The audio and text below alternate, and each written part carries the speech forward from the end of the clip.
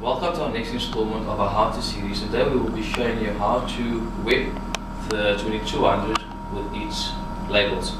Firstly, we will remove the unwind disc, put in a new lot of labels.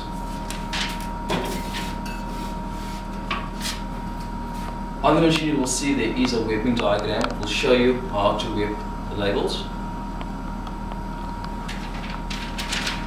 There we go, around the unwind and dancing arm.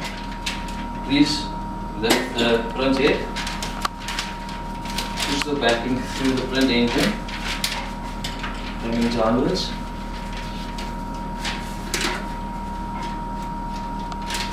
Lift up the blow tube.